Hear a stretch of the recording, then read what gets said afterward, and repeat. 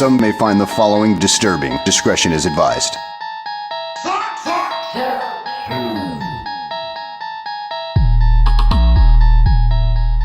You unlock this sports talk show with the key of knowledge. Beyond it is another dimension. A dimension of sight. You don't want to drink the Coke that is from Italy, and she warned me. She says, don't drink it, and I did. Felt like it came out of a rusty CTA bus exhaust pipe. A dimension of sound. So full of crap, the toilet's jealous. God, Les, it's really amazing. You come out of your shell during these podcasts. On here, I can do it. I know, I love it. Keep trotting them out there for, we'll educate the fans with your potty mouth. A dimension of mind. Who was that linebacker from Texas A&M on the Bears? Oh my gosh, that guy was pathetic. Aldo. John Roper? Roper the Doper is what we used to call him. You're entering a land of both debate and accord. A battle of wits. You've just crossed over into the Grobstein and Schuster zone. And welcome into yet another Oscar-nominated podcast. Wait a second, it's a podcast. There's no Oscar-nominated. Oscar Mayer? Yeah, Oscar Mayer is more like it. We're a couple of wieners if there ever were two. Anyway, this is the podcast of the Grobstein Schuster Zone. I'm David Schuster. He's the one and only Les Grobstein, who I have now known for decades, Les. 1978. Yeah, and it's a lot longer than all our marriages combined. Anyway, coming up, a conversation with another longtime friend to both of us. That's Kenny McReynolds, and we're looking forward to that. Former student of mine, and by the way, I gave him an A. Did you? Which he deserved. Did he give you an apple? No, he gave me a good effort in class. He did a great job. Oh, I can't. Who else was in that same classroom? Who? And she was terrific too. Who? And that was a young Polish girl. Oh, Peggy? Peggy Kaczynski. Oh my God, Les, you turned out some really incredible students. I didn't know you had it in you. Yeah, Peggy was fantastic, and so was Kenny. All right, well, listen, I'm going to get the inside story from Kenny in about just a little bit. What kind of teacher were you? Anyway, as we speak, Les, we're recording this on, is today Monday? I don't even know what day it is. It's a Monday afternoon, and Chicago's got two first place teams. And of course, we both remember there haven't been many times. 2008. 2008. Well, why don't you tell the story? What happened in 2008? 2008, the Cubs had the best record in the National League. And they didn't win a playoff game. They got swept 3-0 by the Dodgers.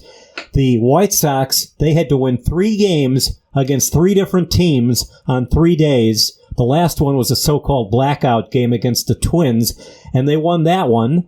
And then they played the Tampa Bay Rays. They did one better than the Cubs did. Yeah, they won one game. They won one game. Tampa Bay was very good. They won the pennant. They even defeated the Red Sox to get into the World Series, and they ran into a red-hot Philadelphia team.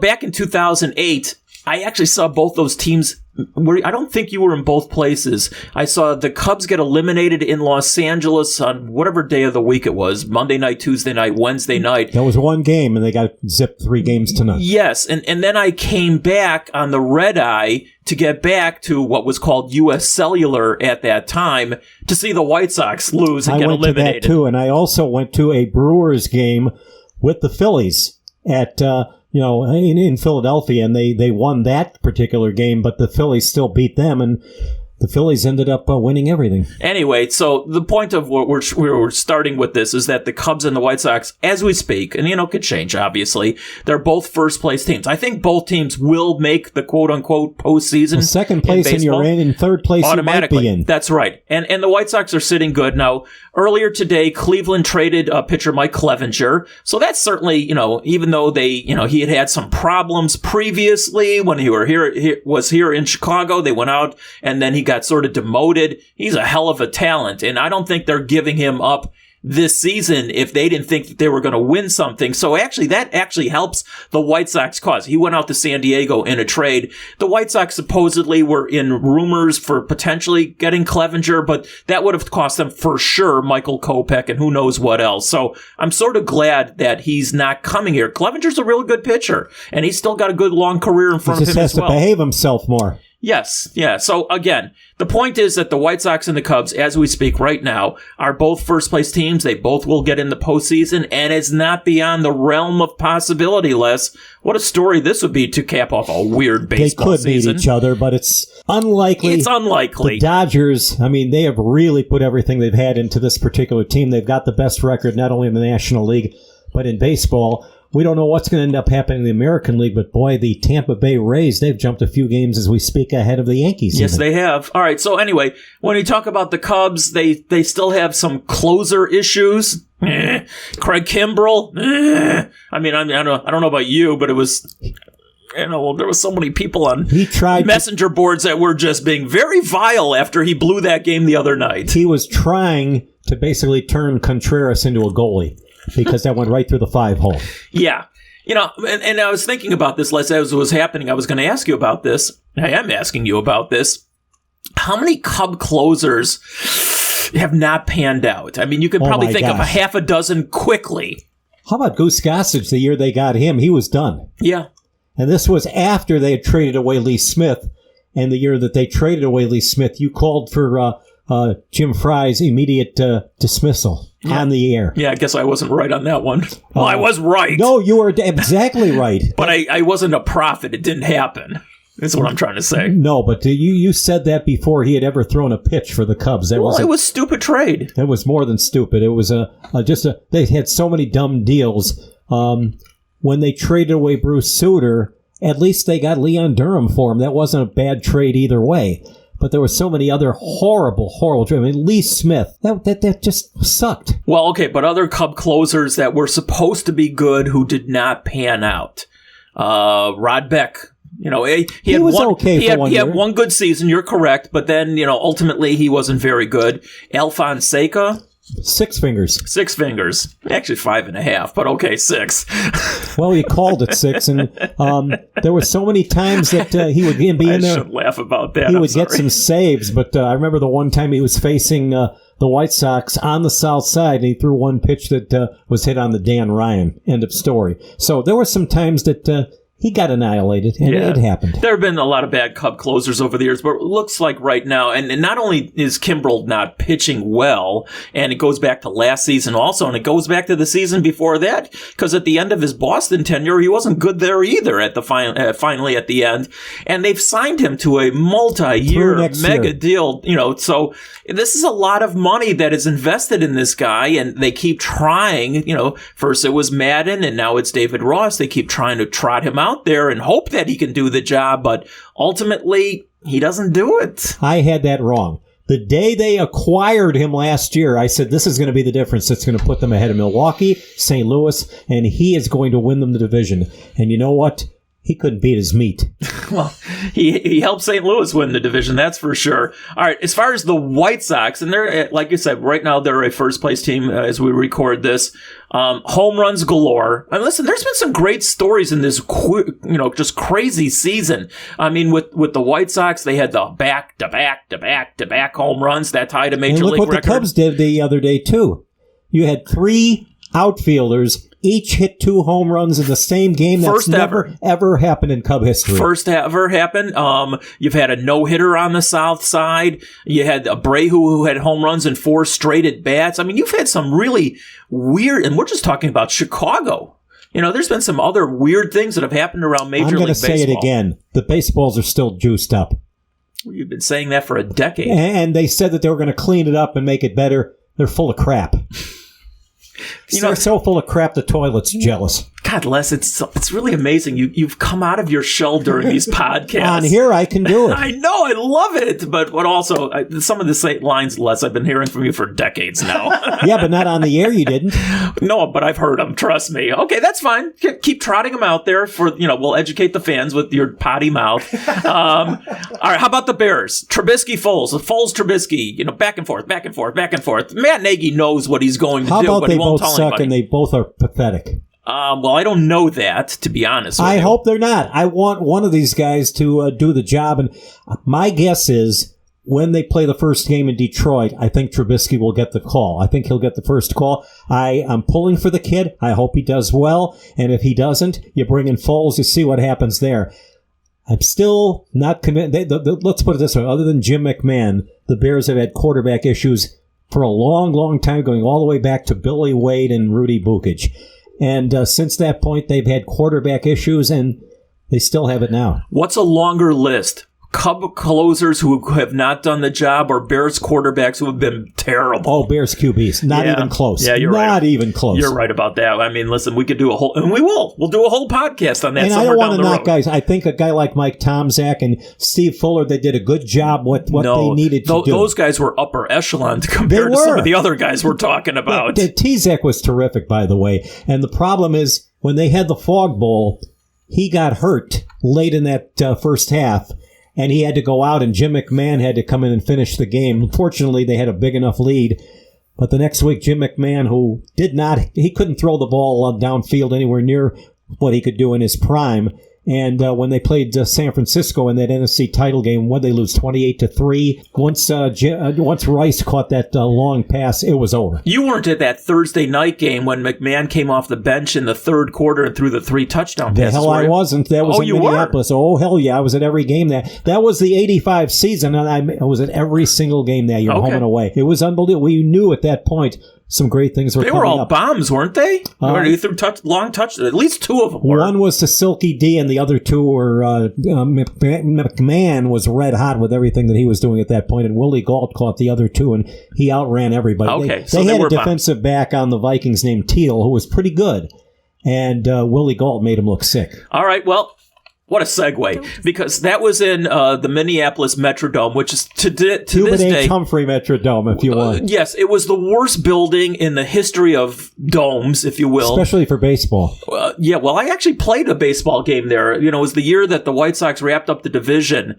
and they wrapped it up finally on a Sunday afternoon, and I was up there for the whole weekend series, and Saturday was like a night game, 6 o'clock, and we got to the ballpark noon, 1 in the afternoon, and they allowed us, we were playing softball, 12-inch softball. Was that the year that the White Sox clinched the division title by losing? They got beat, and they clinched the division at that point. In fact, I think it was. Somebody hit a home run. They're celebrating, hey, we won the game. Or the Vikings, actually, or the Twins. They celebrated, we got a home run. We went, and the White Sox are throwing them off the field. No, we just clinched the division. Get out of here. and the guy who was leading the way, of course, was Ozzie. Yeah, anyway, so I played in that, but that building was horrendous, especially for football. I mean, you say baseball, but for football, when the Vikings scored a touchdown, that noise.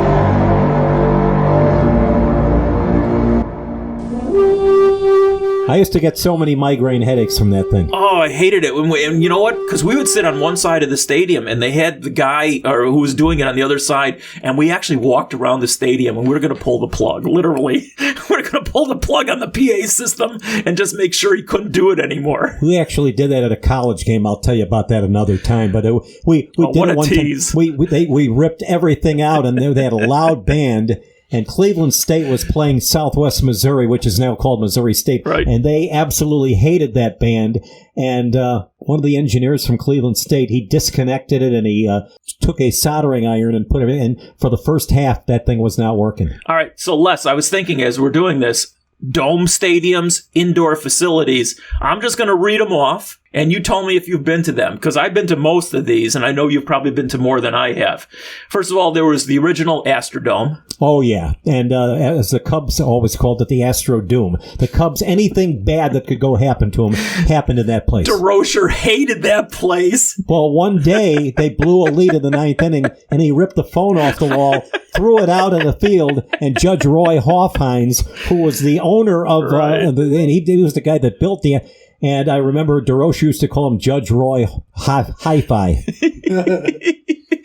You can picture this guy. He was like right out of, what was that old TV show where the 2 sort of hillbillies, and they had the hot racing car. What was it? There was Daisy Duke. Dukes of Hazzard. Dukes of Hazzard. That's what that guy is like. He was like Boss Hogg or something They like had that. to get out of the original stadium called Colt Stadium. They had mosquitoes over there, and the late Ernie Banks, Billy Williams, who's still around now, the late Ron Sands, they will tell you those mosquitoes were the size of rats. All right, so they were actually. All right, so here's some of the other dome stadiums. Let's see here. NRG in Houston, where they've had a Super Bowl. I was at that Super Bowl when Atlanta pissed it away. The Georgia Dome. That's gone now, of course. It's Yes. been replaced by Mercedes-Benz Dome. The Georgia Dome was fine. I actually did a couple of shows on the Score overnight in that place. I think I was with you on that trip because You were. all the seats in the stadium were red, if I remember correctly, and it was sort of an ugly stadium, but held like about 80,000. It was by the Olympic Village. It was right next door. It was across the street from the Pepsi building or something. It was the also- Coke building. It was, the World of Coke Museum, which we went to. I'd been there before, but I wanted to take Kathy there, and she enjoyed it. The funny thing is, she's Italian. You don't want to drink the Coke that is from Italy, and she warned me. She says, don't drink it, and I did.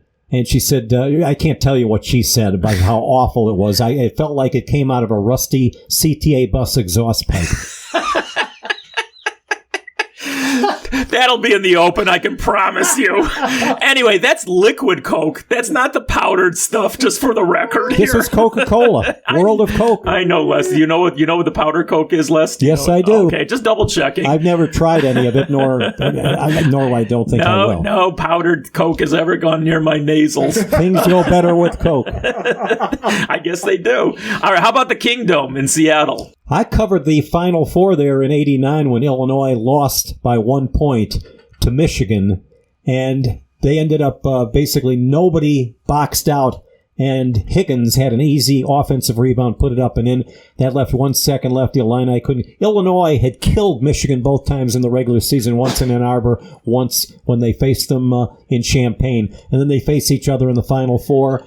And Steve Fisher had just taken over as coach. Yep. And Michigan ended up winning that game. Carrier Dome, ever see a game there? Yes, Syracuse? You did? UIC played there. Of course you have. UIC was 7-0, and they were expected to. They were really rolling. They beat Illinois in Champaign. They'd had some other very good victories in that near there. But the day that they played there, it had pretty much come to fruition that there was going to be a violation of NCAA rules by Syracuse, and they came out with it. Came out with it the day that they were getting ready to play UIC, and they took it out on the Flames, and I think they beat the UIC Flames that game by about 55 points. Aldo? Hey, guys, you know what I just learned recently from Ryan Badgley, one of the guys here at the Barroom, is that the Carrier Dome does not have any air conditioning. It does not.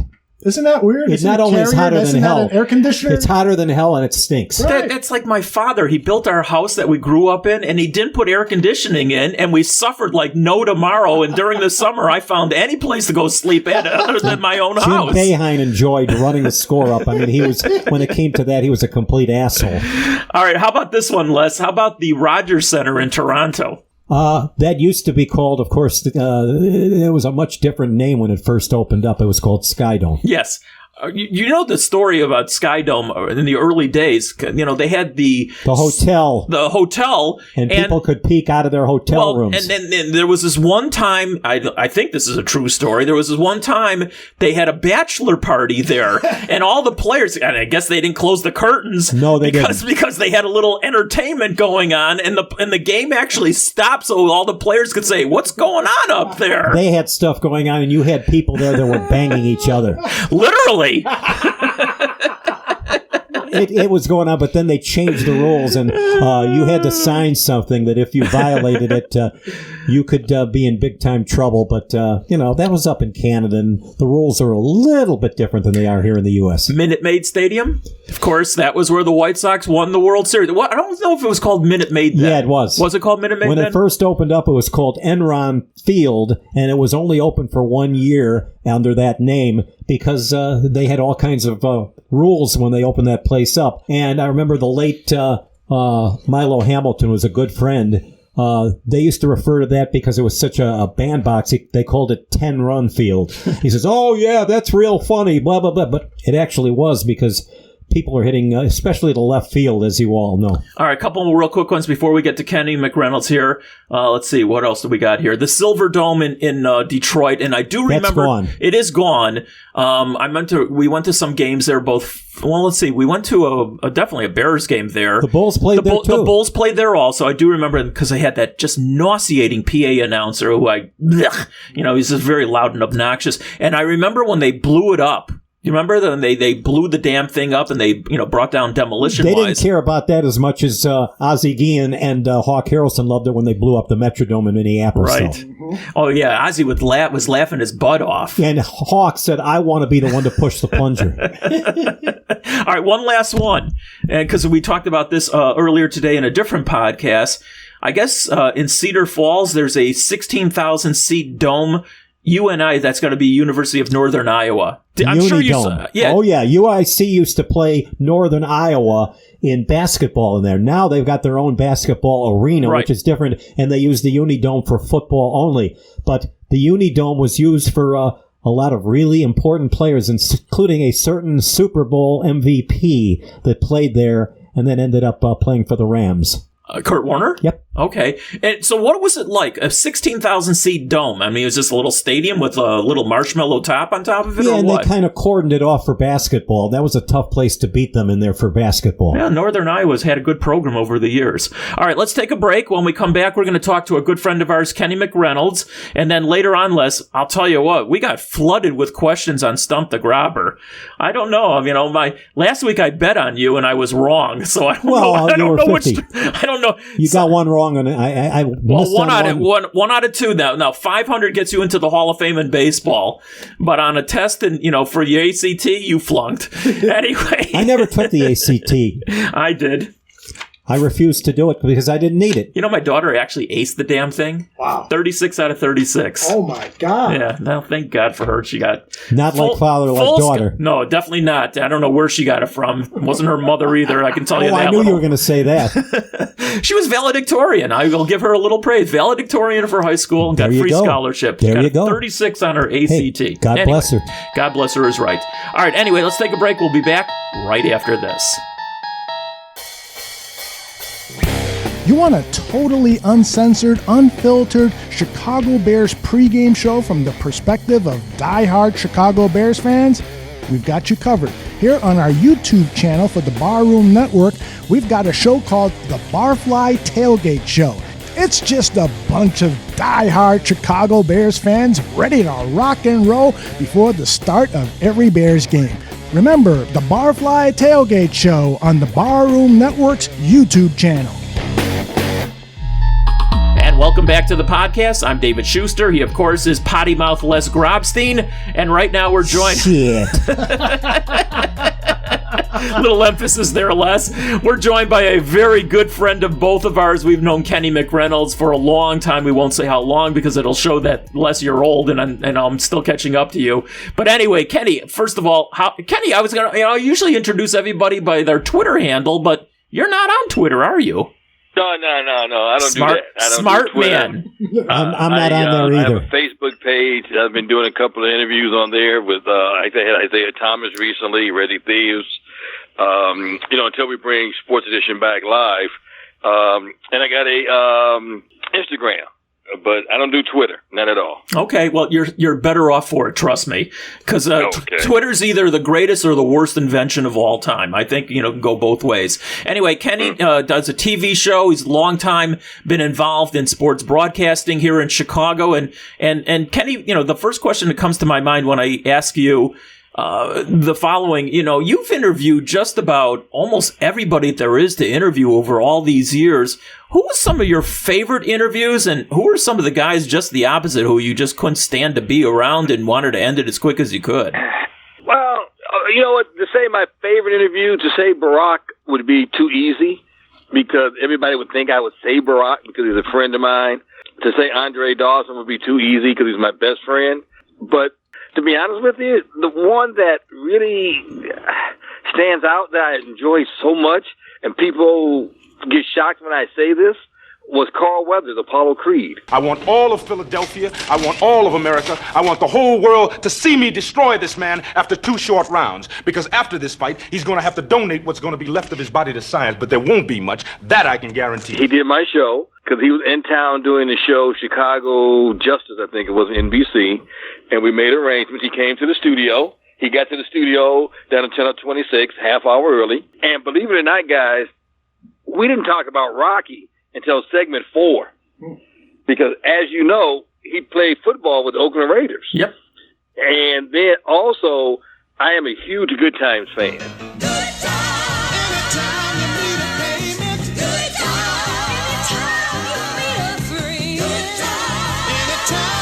And he was in my favorite Good Times show, Season 2, Episode 16, The Nude.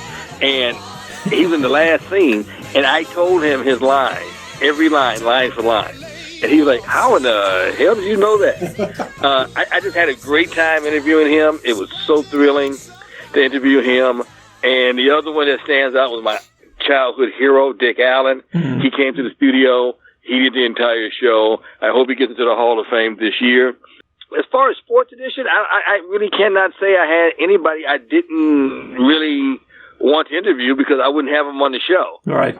Now, at the ballparks and stuff, there's tons of guys. You know, like Steve Carlton was a jerk, people like that. No, not really, huh? Oh, my God. Basically, everybody on my show I've enjoyed, but Dick Allen was my childhood hero, and he gave me a White Sox the red jersey and put on me. And Apollo Creed was really cool. I mean, people would think I would say Barack and Andre, but those were too easy. So, but yeah, I would say, not counting those two friends of mine, I would probably say Carl Weathers and Dick Allen. Hey, Kenny, what was the daughter's name, not only on the show, but in real life on Good Times? Because she was hot. Thelma, Bernadette Stannis. You know, when I met Thelma, I told her, I said, you were my first girlfriend. She's like, you're that all day, every day. You really were. I had a great chance to take a picture with her, and she still goes around, and she's known as Thelma from Good Times. And she, you know, it's so cool because she had this really big backdrop that said Thelma from Good Times, and her husband takes the picture, and it's like a Polaroid, and they sell it. Now, they did it for me for free, but it's kind of cool the way to embrace Thelma from Good Times 50 years later and still making money, and she's still hot. Yeah, I was going to say, I learned geometry from watching Good Times because she had all the isosceles triangles and everything else. That woman was built. Well, I don't know about isosceles triangles and all that, but she was fine as hell. You had some. I don't know what that other stuff means, boy. But if it meant fine, she was it. She was fine. We talk about Apollo Creed and stuff like that. Of course, Happy Gilmore. We can't forget the role that he played in that particular film too. Well, I didn't see that, but I did see all the Rockies for sure. Oh yeah, well, a couple of those are pretty hilarious. Carl Weathers was also in Predator. I don't know if you remember that. Yes. He was in Predator, and he's just a great actor. And tell you what a nice guy. Yeah, it seemed like it. Tell you what, he got there an hour early. He said, well, I don't want you to wait for me. I'm like, dude, you're Apollo Creed. We waited all day for you. You know? He was terrific in a bunch of things, but again, talking about that Happy Gilmore thing, you're gonna die, clown, and he's trying to calm him down and tell him to kind of chill and stuff like that, and that was one of my favorite. And I told a couple of the actors that were in that, Adam Sandler, I said that was my favorite thing. He was like shocked to hear me say that, but there is no doubt that Carl Weathers, everything he did was awesome, everything. Yeah, without question. Now we're getting into something that we're here to talk about, and that's sports. As we speak, we've got two Chicago teams in first place, and as we talked earlier, the last time they both finished in first place was 2008.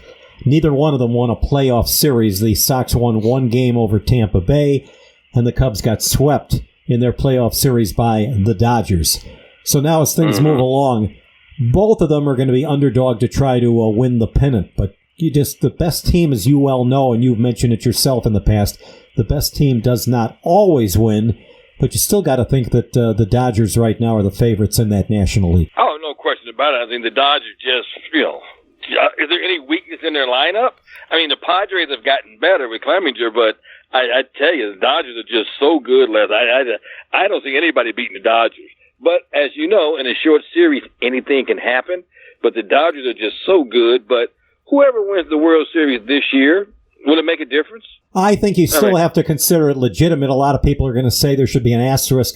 That's not going to happen, nor should it happen. Well, I mean, 60-game season doesn't mean much to me. I would love to see, and I talked with Andre Dawson, it's going to be the Cubs and the White Sox in the World Series and no fans. If it's just Chicago. That'd be hilarious. That would be hilarious. Wouldn't it be hilarious? Oh, yeah. You finally get what everybody's been dreaming for, the Cubs and the White Sox in the World Series and no fans. Well, actually, Kenny, what they're also talking about is the games won't even be played in Chicago. They would be playing maybe out in Southern California, Dodgers. And well, in I don't know Houston. about Dodger Stadium. It would have to be someplace that's, especially if there's Cubs and the Sox, they could play in Dodger Stadium, but it would be played somewhere else outside Chicago because it might not be until November anyway. So I agree with Kenny. No matter what, there will be a World Series champion if they're so fortunate to continue going. But you'll always remember 2020 with an asterisk, to be honest with you, because of what's going on. There's no question. No question in my mind. I think that it's going to be the asterisk with it. It's baseball. I love baseball, but this season is just, it's not the same. It is not the same. The White Sox are one of the more exciting young teams in baseball with what they got going on. And in the next year or two, they have a chance to keep getting better and better. And this is a team that you got quite a battle between Minnesota, Cleveland, and the Sox just in the American League Central. And then you got a couple of other pretty good teams outside of the those divisions, but in the American League. The White Sox are pretty fun to watch. Oh, they're very fun to watch. Boy, do they hit. Man, can they hit. And, it's a shame that Kopech decided to opt out this season because I'm really looking forward to him coming back. If the White Sox can keep their pitching and get some pitching, man, if they get some pitching, because they're going to hit the ball. I mean, that lineup is just deadly. Rick Hahn and Kenny Williams have done a great job putting this team together. They hit the heck out of the baseball. Pitching is going to always be the key, but if they get pitching, man, it is going to be a lot of excitement on 35th and Shields. All right, let's for a long time. Yeah, absolutely. For a long time is correct. Let's switch sports. Kenny and I are kindred when we talk about hoops, basketball, and Kenny has had a lot of close relationships to a lot of players over the years, specifically players who grew up in the city, and I'm talking specifically now about Derrick Rose. Kenny, do you think that there's ever a chance maybe down the road, and listen, he could have come back here before last season, if he wanted to, but he got a 2-year deal to play in Detroit. Do you think at some point he comes back here and finishes his career maybe on a 1-year deal, to finish it off in Chicago? And what do you not? You hope not, because why? Because of the criticism? Because of the criticism, because of the pressure. Well, I tell you what, I think he's got screwed too for not being in the Final Three for the NBA Sixth Man of the Year. That was ridiculous because he had such a great year. But if he comes back after next year, and if he's not the Derrick Rose, the old MVP Derrick Rose, there's going to be so much pressure on him and so much criticism. I think he should just stay where he is, do what he's doing. When he retires, maybe just come back and hang out in Chicago or the United Center. I would hate to see the criticism of Derrick Rose if he comes back and is not the Derrick Rose that we expect. Now, last year, he was pretty doggone good. But can he do that again? I don't know, because as you know, Father Time is undefeated, and I would just hate to see him come back and not be the old Derrick Rose. I still say that Thibodeau was the reason that Derrick was still on the floor during that first playoff game, and of course it was game 1, and I still blame it on people say, "Oh, it's not his fault. Derrick might have." That's bull. That was a terrible. He should not have been on the floor, and that was stubbornness on the part of Thibodeau. I don't care what anybody says. Well, I was in the stands sitting with our owners at WCIU, and I kept saying, the game's over. The game's out of control. You need to get Derrick out of there before he gets hurt. And the next play he got hurt. The very next play. He should never have been in there. I agree with you. Thibodeau ran everybody into the ground. He'll run the New York Knicks into the ground as well. But you got to remember, his agent now is the president of the New York Knicks. So that's how he got that job. He wears out his welcome everywhere he goes. What did he do to Minnesota? Absolutely nothing. Wore out his welcome. He doesn't have a life. His life is basketball. So he runs everybody into the ground. All of his assistant coaches complain because he wants them at the practice facility till midnight. And these guys have kids they want to put to bed and see. But Thibodeau doesn't have a life, and he wears everybody out. And probably give him another year, maybe 2, and he'll be out of New York as well. Hey, Kenny, it's no secret that a lot of reporters and people in broadcasting, they bitch about this or they bitch about that. Certainly I bitch about extra innings. Everybody knows that. Or they bitch about if they get a sore throat or whatever.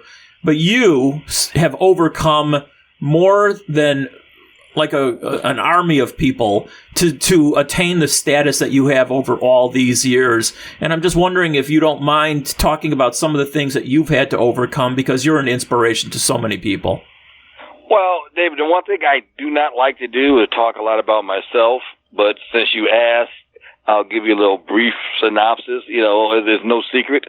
I've had a total of 42 operations. I've had quite a few cancer surgeries. I've had quite a few heart surgeries. Recently, several months ago, I won a battle with coronavirus. But what I'm going to complain about? I'm here. It's a lovely day. I woke up. As you guys well know, my daughter dropped dead at the age of 7, and I can wake up. She can't. And sure, how many people have 42 operations? Not many. But I can't complain. You have cancer, you do it and just go do your chemo. Most people don't even know it. I don't tell a lot of people, but there's nothing to complain about.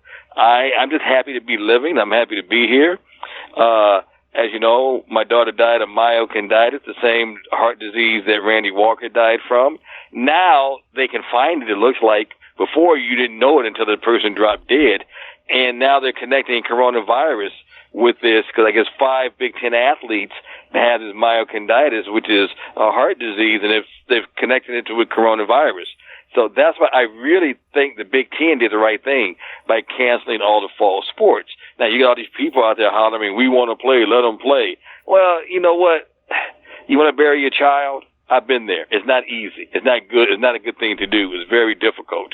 And if this coronavirus causes this heart disease, it's going to kill you. It can kill you. I know the hard way. So I think the Big Ten, and hats off to the Big Ten, by holding their ground, by not playing and saying, hey, look, until this virus gets under control, we're not going to put the student athletes at risk. But David, you know, that's very kind of you to say I'm an inspiration to a lot of people. You know, I've had the 19 knee operations, the 2 hips. I had the heart problem at the Berto Center on the Bulls draft night. Nobody knew it. I wasn't feeling well. Like I said, man, it's hot in here. I wasn't feeling well. And after the draft, I drove myself to Northwestern Hospital and ended up in the hospital having heart surgery. But I didn't say anything. And Tim Hallam, the great Bulls PR guru, said to me when he saw me a few months later, why didn't you say anything? I said, I don't want to bother anybody. And I always teased Bobby Porter and said, hey, man, you fell to the Bulls. I think it was 22 that year. I didn't think you would be there. I got so excited I had a heart attack. Oh, man. I just drove myself to from the Berto Center to Northwestern, and I keep it low key, keep it quiet, and you just do what you do. And I don't think I'm an inspiration to anybody, but if I am, thank goodness. I hope it's a good inspiration, and I don't cry at all. Again, I have a lot of stitches on my body. I got a lot of zippers from having 42 operations. And as David knows, I carry a little button with me everywhere I go because I have a monitor on my heart is planted in my chest where they can monitor my heart 24/7. And I just push the button. If I got a problem, they go right to the monitor. And then I sleep next to a thing that looks like a telephone. And Northwestern can monitor me at night when I'm sleeping. And if they see something, they call me and wake me up. But the key thing is, I got up, and that's what I always tell people. It's a lovely day. I play Bill Withers. It's a lovely day when I wake up every day. I got nothing to complain about, guys. Nothing at all. Well, Kenny, I appreciate you sharing that story with everybody here, and you are an inspiration. I'll just simply say that. I will agree with that, and you're a former student of mine, and I want the whole world to know. And I didn't give up that many A's, but you got an A+ when you were my student at Columbia College. Well, and by the way, your classmate who also was terrific was Peggy Kaczynski, who you know pretty well. Yeah, I know Peggy very well, and I always say nobody tells the story better than Peggy. She is just a wonderful person when it comes to telling stories. And Les got an A+ in my book too, because a couple of years ago when I was really sick in Northwestern and people thought I was going to die, actually I did die. And I woke up. They brought me back. I woke up actually as the doctor was pronouncing me dead. And I'm laying in my room one day, and in comes running to Les Grobstein. He came all the way back from South Bend, Indiana. And I really appreciated that. Les came all the way back from South Bend because he heard like this was going to be my last day. And there he was in the hospital in Northwestern, and I'll never forget him for that. And he did a wonderful thing to come back from South Bend, Indiana. Now there's an A+ in my book for the grobber. And then wait a second. The sight of him didn't shock you and put you back under? No, the sight of me shocked me and got me out of the coma. Oh my God, Les, you did good, Les. Well, I basically I got back from South Bend in a real hurry. The old expression, I was really laying the hammer down because I broke every traffic rule on the planet to get back there in time. And by the time I got there, you seemed to be okay, and that was what we were so thankful about. Yeah, it was pretty amazing. I would always say this, guys. The phrase you never ever want to hear a doctor say is official date of death when he's talking about you. And when I heard that, I opened my eyes and said, "Oh wow, that's a shame. Somebody died. Who died? You?" I said, "Oh, okay. Well, I'm here now. Trick or treat." It was not the easiest day of my life, but hey, I can't complain about it. I'm here now, and I really appreciate Robert flying back from South Bend, Indiana. Well, less is good medicine, but I also know what other is good medicine for you, and we won't talk about that on this podcast. But there's something that keeps you going all the time. But it's not illegal. I'll simply say that. Kenny, you're the best. Les and I appreciate you joining us, and I'll say it again: you are an inspiration to all your friends and people in the industry. You truly are. You are, man. Well, thank you so much. I really appreciate the kind words. And for joining us here on today's podcast, you will get a Grobstein Schuster Zone T-shirt, of which. Hey. It's people might throw like rotten tomatoes at you when they see you wearing them, but you know what? It'll fit. That's all that counts. Well, they're nice looking. What? And I'm going to wear it with pride. I appreciate you two guys. You guys are great professionals. You are the best at what you do. And I am just so thrilled that you took time to ask me to come on your podcast. I really, really appreciate it. No, we appreciate it back. One other thing, too. Pretty soon, it's going to happen pretty soon, you're going to be on my radio show, which you've been many, many times before, and that's going to happen again soon. Hey, well, thanks so much. I really appreciate it. Hey, can I plug one thing real quick? Sure. If you go to my Facebook page, which is Kenneth C. McReynolds, and is open to the public, there's a really good interview I did with Isaiah Thomas.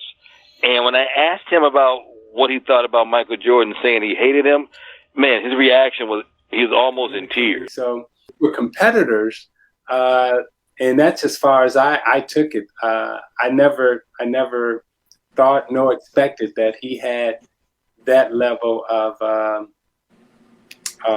guess you would say, hate in his heart. Well, I think that was... But it's on my Facebook page with a bunch of other interviews I've done, like with Reggie Theus, who talked about being traded from the Bulls. This week, I just put up Jessica McCaskill, who the undisputed heavy, lightweight and welterweight women's champion. She goes from homeless to being a champion. Yeah. And I think the reaction of Isaiah Thomas shocked a lot of people because he was really disturbed when he heard that Michael said in The Last Dance that he hated him. I had some run-ins with Isaiah over the years. Sometimes he could be pretty hard-boiled, to be perfectly honest with you. But I will also say this. He's one of the greatest basketball players ever. He's the best high school player I ever saw, and that includes even Kevin Garnett, who was unbelievable at Farragut, and Mark Aguirre. But Isaiah was the best only because he was so head and tails above everybody. And I'll say this also. Isaiah Thomas could have played in the NBA when he was in 8th grade. That's how good he was. That's how good he was. I would say that Isaiah Thomas was probably the second best high school player I ever saw. You're going to say Mark. Without hesitation, I say it was Ben Wilson. Oh, Ben, okay. Then probably Isaiah. But Ben Wilson was, I told people, it wasn't a matter of if Ben Wilson would have been in the NBA, it would have been a matter of how long he would have been in the NBA. He was Magic Johnson with a jump shot.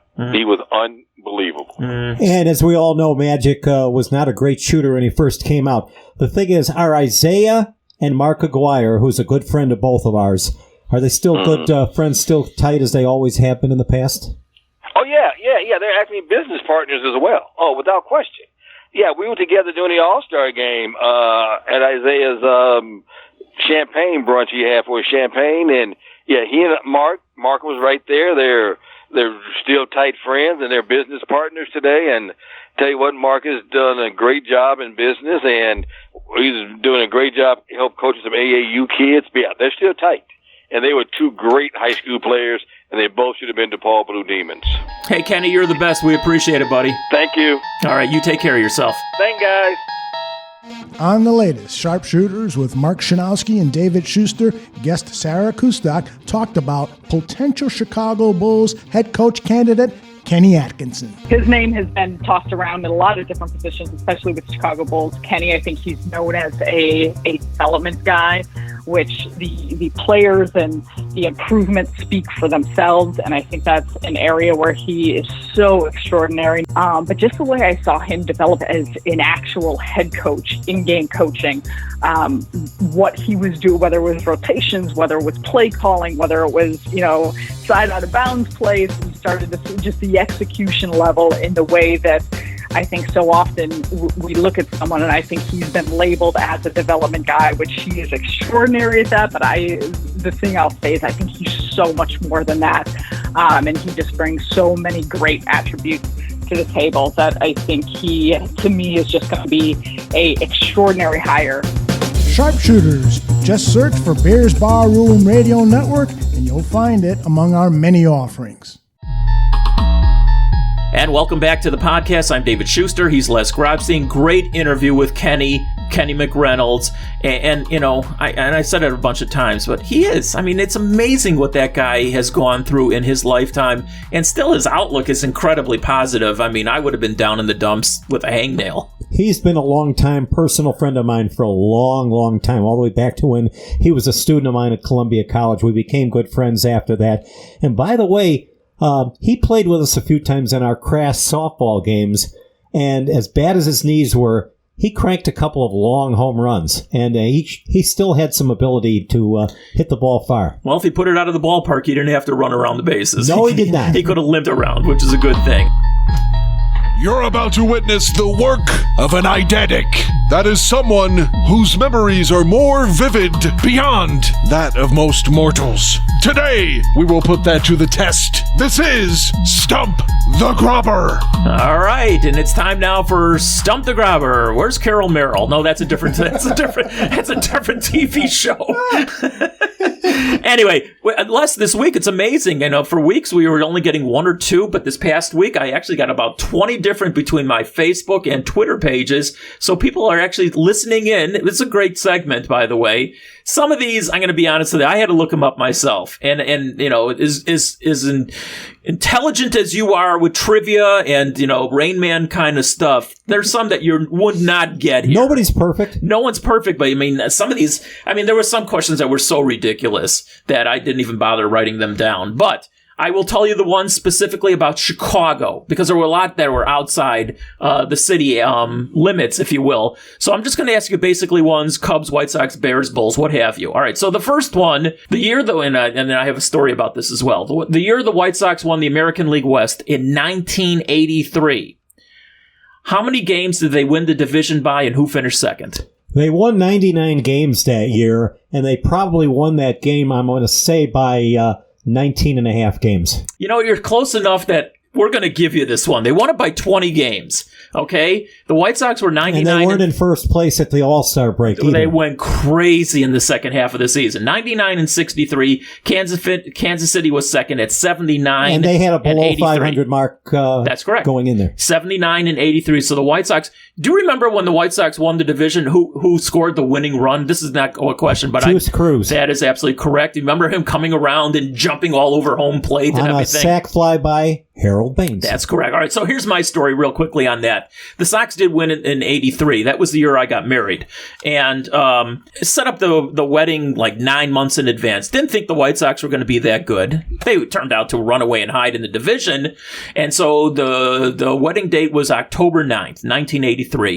And as it got closer and closer and closer, I go, oh my God, that's game 5 of the playoff series.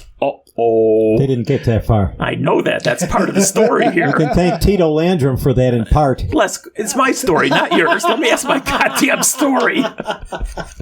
Anyway, so we get closer and closer. Obviously, and the wedding was Sunday night, and everybody who was in my wedding party was part of the media. My best man was George Hoffman, and other people that I was working with back in Sports Phone in those days. They were all, and other people in the wedding were all covering the game or team. So anyway, I take a look and game 5. What's going to happen? Who's going to show up? I might not show up. I shouldn't have shown up. You were so close to being there.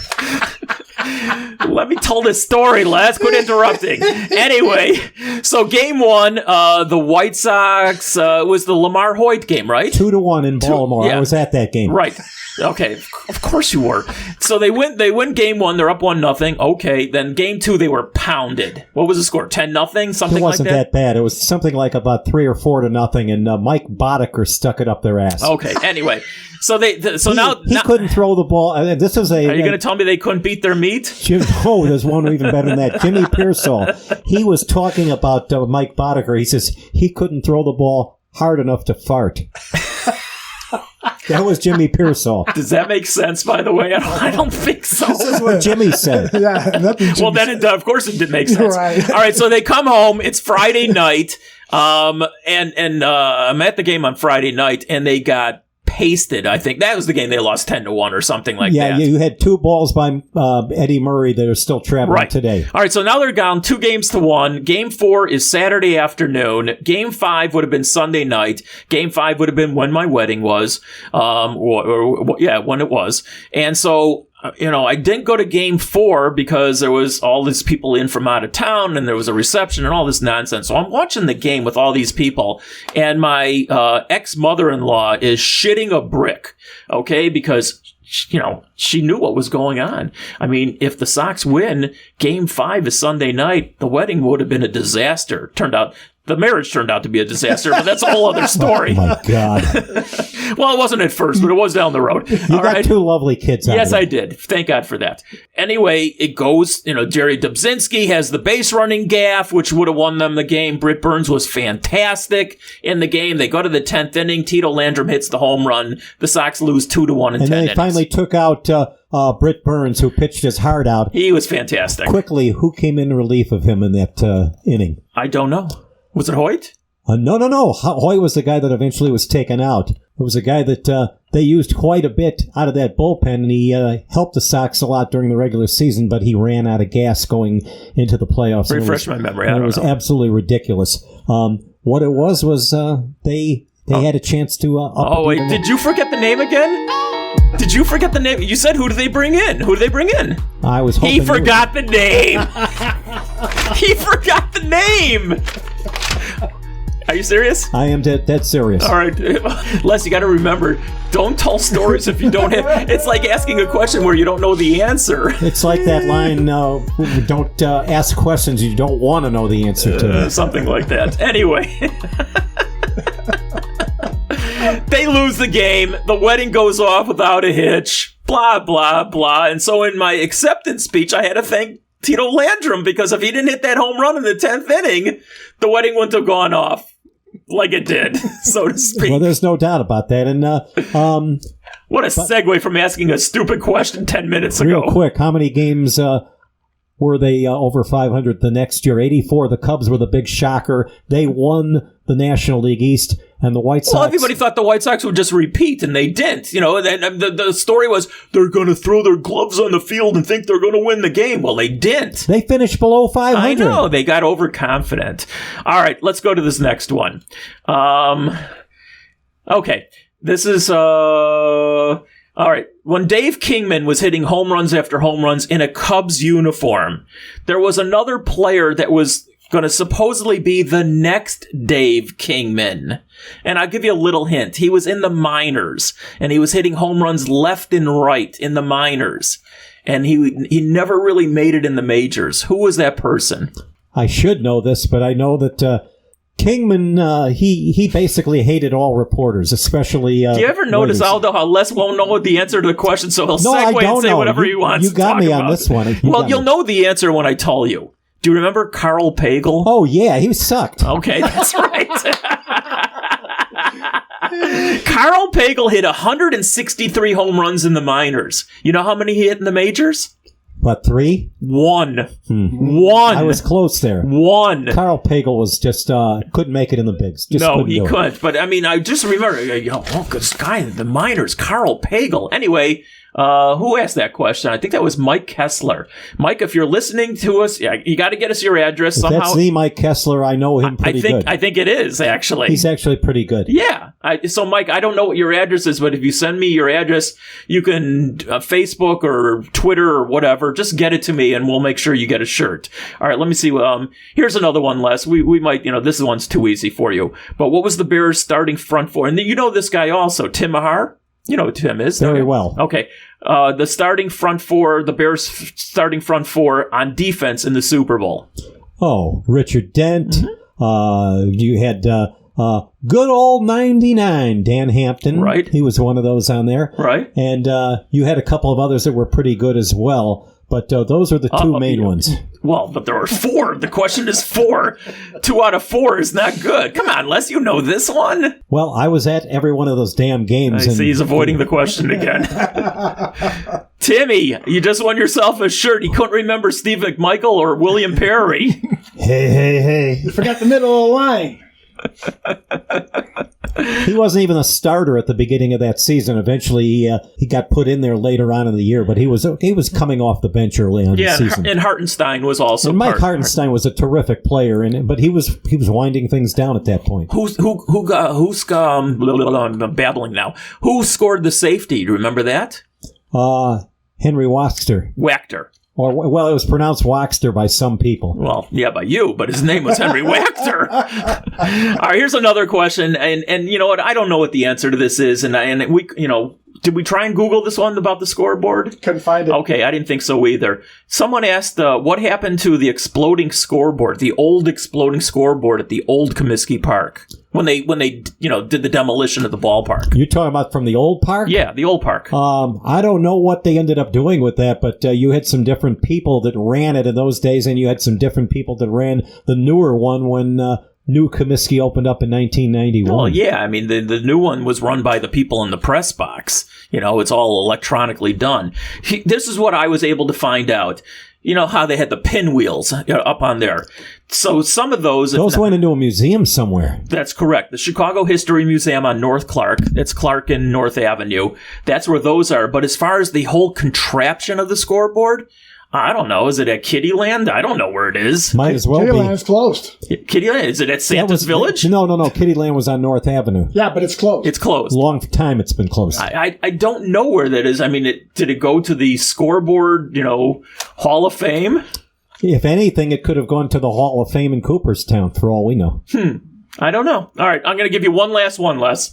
This is actually not the White Sox or the Cubs.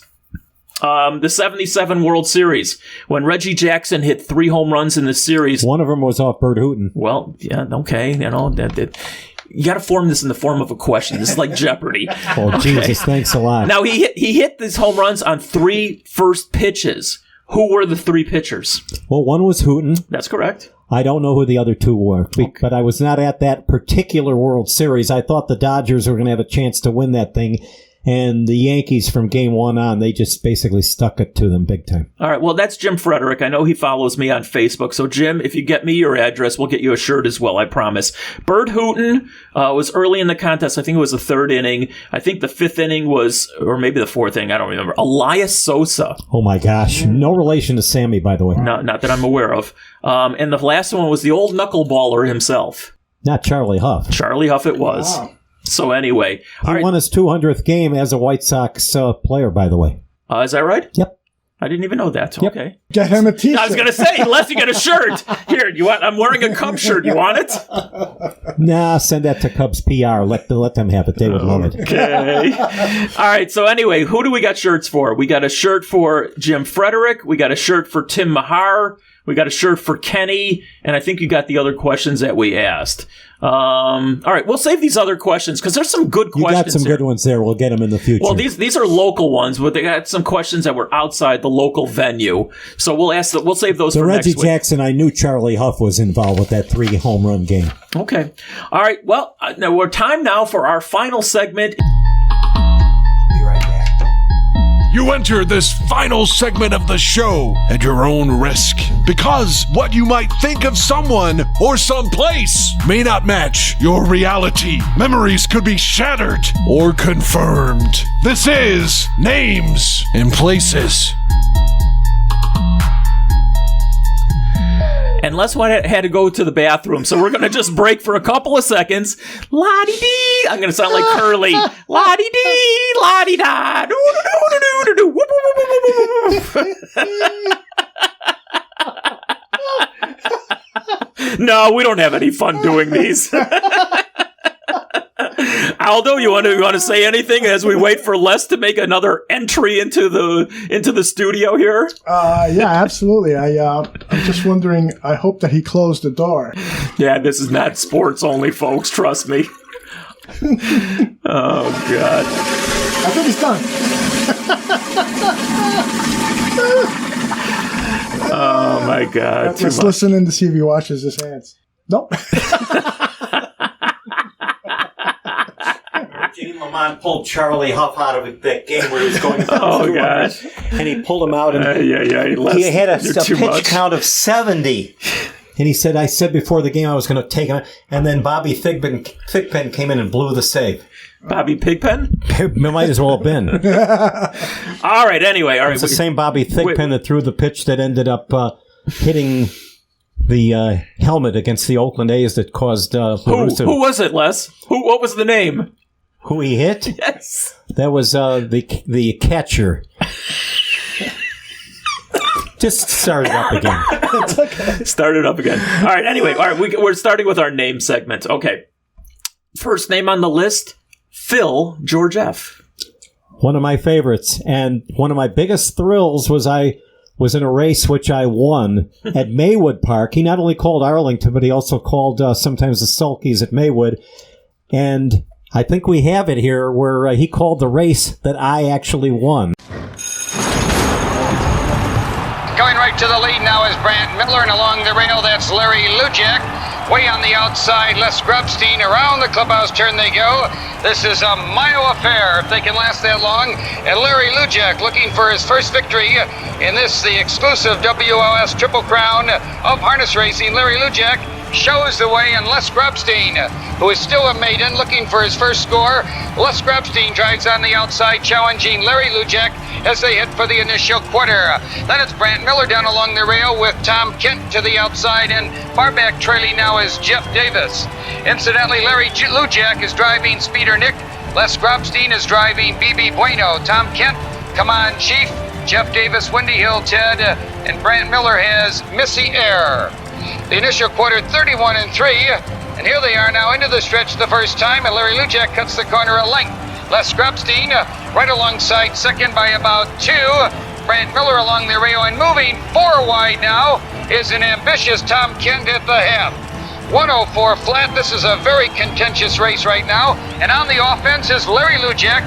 He has the rail, commands the race. Larry Lujak, 3 parts of a length, but a very consistent Les Grobstein sticks to him like glue. Out of the turn into the backstretch, Larry Lujak has it a neck. Les Grobstein right alongside in a closer second. Les Grobstein now puts his head in front. Larry Lujak second by about 3 lengths to the outside. Tom Kent in third. Brant Miller along the rail fourth. And bringing up the rear, Jeff Davis. But he's a closer fifth now as they swing into the far turn. And believe it or not, Les Grobstein has the lead. Les Grobstein draws out 3, now 4. Larry Lujak starts to beat a steady retreat second. To the outside, that's Tom Kent moving third. Now they're in the final furlong. Les Grobstein has it by 5. Don't faint, Les, you are in front. And on the outside, Tom Kent moving now second. Here they come spinning out of the turn. Les Grobstein has it by 4. Tom Kent driving second.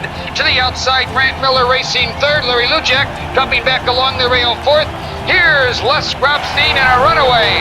Les Grobstein has it by 3.5. Tom Kent is second. Brant Miller third. Jeff Davis gets up for fourth, and Larry Lujack is all petered out fifth. One of the nicest guys you've ever dealt. He's no longer with us, but what a great guy. And he was by far, I'll never forget when he got into it with John Moomey, who was the owner of Arlington. Yeah. And he fired him because he didn't want to say, here they come spinning out of the stretch. He wanted him to sound more like a New York guy. And when he fired Phil Georgieff, and then Mooney fouled, he showed up at the Arlington Million. The fans saw Mooney on the track, and they let him have it big time. Well, first of all, it was spinning out of the turn, not the stretch. That's number one. Number two, Phil, of course, was the voice of Chicago racing, who you still hear do, the racing. At the Bulls games. Yeah, I mean, Phil's been gone now. From the city, he's been gone almost 20 years. He's been gone, from all of us. Yeah, he moved down south. Alabama. Yep. He moved down to the coast of Alabama. And I worked with Phil for a while after. Yes, you did. After working at Sports Phone, I went to do some other. You and Mike Paradise. Mike Paradise was over at the racetrack, and so I got to work at the racetrack for a short while, and I'd be up in the booth with Phil during the games, or during the races, I should say. And Phil was the best. He didn't even need to look at the damn horses. He knew, instinctively almost what was going to happen. So with his binoculars, he would be looking in the crowd for something other than the horses, to be honest with you. And so, even though he had, oh gosh, how do I want to put this? Even though he was viewing whatever was in the crowd, he would still be able to do the races. You would never know it. He was absolutely the best. And Mike Paradise, and he would set up my then wife and I don't know how many prime ribs or steaks we got courtesy of him over there at Sportsman's Park. Yes, well, hopefully those weren't the horses that finished out of the money. No, they were. There was actually the food was pretty good. The food was pretty good at the track. Sportsman's was one of the best. Hawthorne was good too, as well. All right, the next person on the list, Kerry Wood. Kid K. I mean, he had that 20 strikeout game in 1998, and people wondered if that one slow roller should have been ruled an error. Base hit. That was a hit. Yeah. You have to call that a base hit. And anybody who says, well, the first hit has to be... No, that's bull. It has to be whatever it was. And it was a clean single. By the way, that night, we had a Bulls playoff game, and that was when they were on their way to winning their sixth and final championship, because that was 98. First of all, the weather that day was miserable. It was almost like sleeting outside. It was like, maybe in the low 40s. And this or was upper 30s. June, too. Yeah, it was just a terrible weather day, if I remember correctly. And that game is I think, listed by some kind of standards as the best pitch game ever. Might have been. It wasn't a no-hitter, but it was 20 strikeouts. But they go by some kind of measurement, and maybe the contact of the ball with the bat, or I don't know what they go by. But they say that was the best pitched game ever. And that was a great Astros team. They were loaded. The Killer Bees, everything else. I mean, Bagwell, BGO, etc., Bell. They were loaded. Yeah. The other thing I remember about Kerry, he's still around, so there's a lot of things, still great memories still to be had with Kerry Wood. Kerry Wood, introduced me. He didn't know it, but he introduced me to Pearl Jam, because the starting pitchers, and I think I've said this before, the starting pitchers for baseball games usually pick the music before the game, and whenever Kerry Wood pitched, it would be Pearl Jam just blasting through the speakers, and I didn't know initially. Did he know Eddie Vedder? Because we know he knows Jack him very McDowell well. and Eddie Vedder were the best of friends. No, they're very, very, very good friends. In fact, Eddie Vedder, of course, is a big, Cub fan and is very close with Theo Epstein nowadays as well. But yes, Kerry Wood, in fact, got on stage with Pearl Jam quite a few times over the years. So, yeah, very close. And Kerry Wood is just one of the most affable people that you'll ever come across. One of the best. Yeah, absolutely one of the best. All right, the next one, Thurman Munson. A friend of ours and a colleague of ours, Pat Benkowski, when we were all still at Sports Phone, he was the last person to do an interview that we know of with Thurman Munson. No, you're sitting next to the person who was there that night. Well, we know that Pat had the tape that we used on the system that night. And Thurman would not do interviews, but the question he was asked was, would he talk about his former mate and his former roommate, and that was Steve Stone, and he was willing to answer that question. Thurman Munson, in general, was sort of gruff. I mean, he was a tough ball player. He was a prototypic catcher, obviously built like a fire plug, if you will. typical Yankee, part of the New York whole, not the friendliest of people. But yeah, we talked to him, unfortunately, after they played it. Was it the old Comiskey back then? It was the old. And then, the next day he had an off day and he went back home, I think in Columbus, Ohio, if I'm not mistaken. And, he died. It was at Akron Canton Airport that he took off from. Okay. And unfortunately, he died in a small plane accident. And it was really sad, really, really sad, to know that you were like one of the last people to talk to him in a official capacity.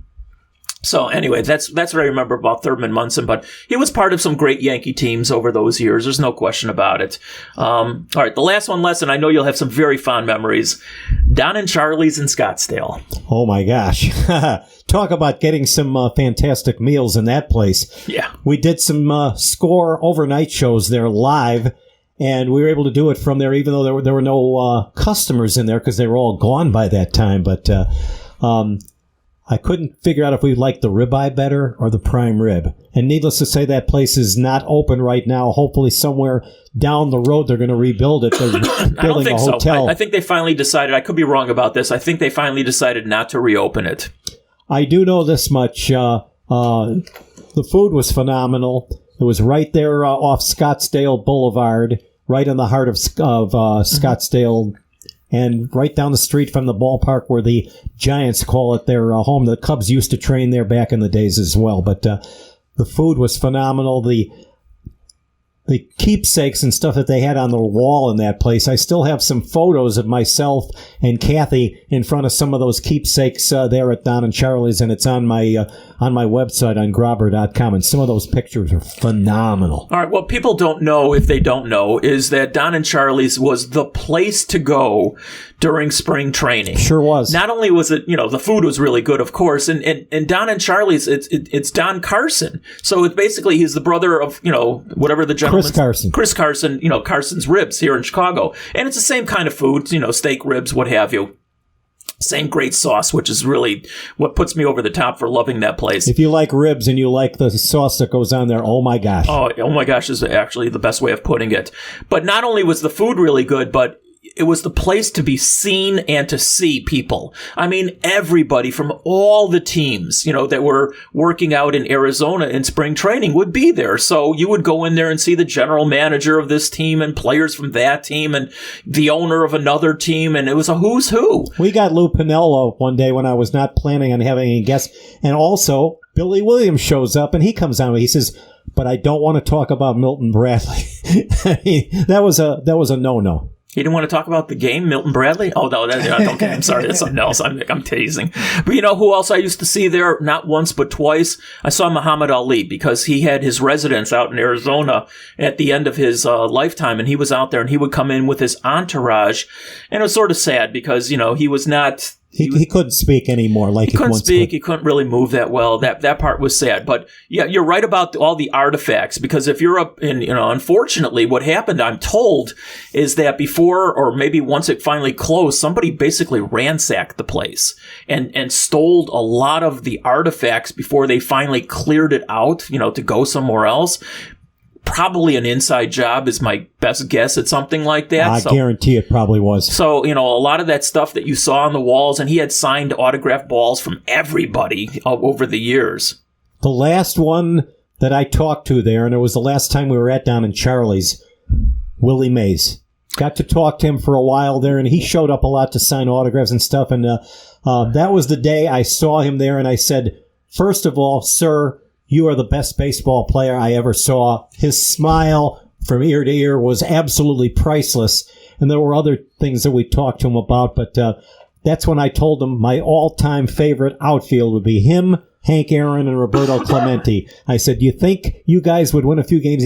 He smiled again and said, yeah, I think we would beat a few people. Well, they were, of course, teammates, I'm sure, over many, many, many All-Star games those years. They were. Yeah, Willie Mays, unfortunately, I did not see Willie Mays in his heyday, okay? I can go back on YouTube and see clips, of course, but by the time he got to the Mets, and, there was some plays, or, listen, as you said, no one beats Father Time. Father Time is the winner each and every time. And, he just wasn't the same player anymore.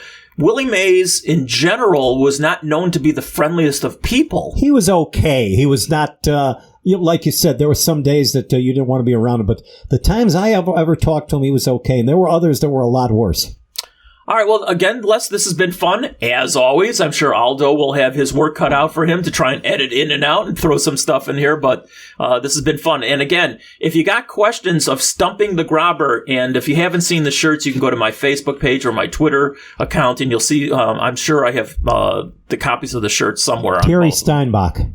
What about Terry Steinbach? That was the guy that Bobby Thigpen hit in the helmet with that pitch that you were asking about earlier.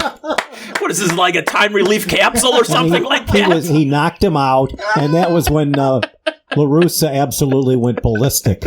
And he went up to a couple of White Sox players that he had managed before and said, "You're next, and you're next." And he said that he really wanted to go after a lot. And Thigpen, who was one of his favorite players that he managed, he wanted to nail him too. Who was that linebacker from Texas A&M on the Bears?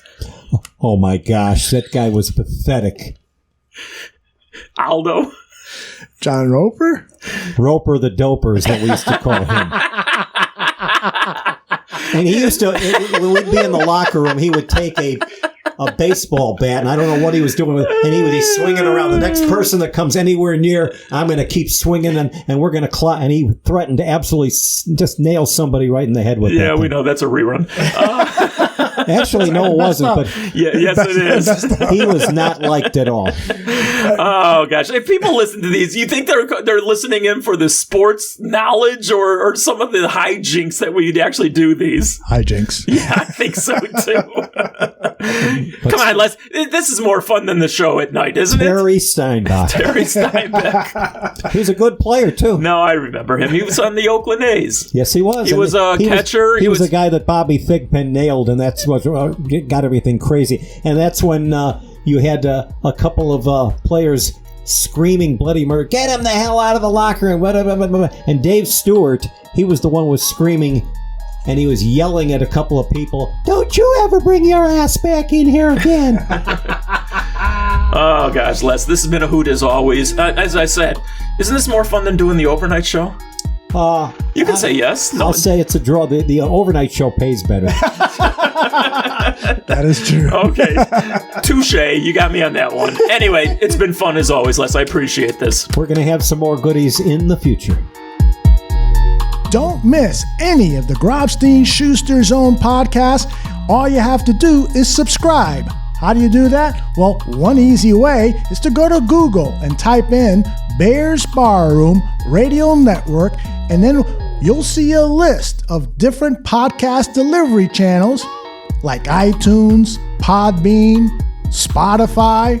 Choose whatever service you want and then subscribe to the Bears Barroom Radio Network, and then you'll get automatic downloads to either your phone, your computer, your iPad, whatever device you want, and you won't miss a single episode of the Grobstein Schuster Zone and all of our other episodes available on the Bears Barroom Radio Network.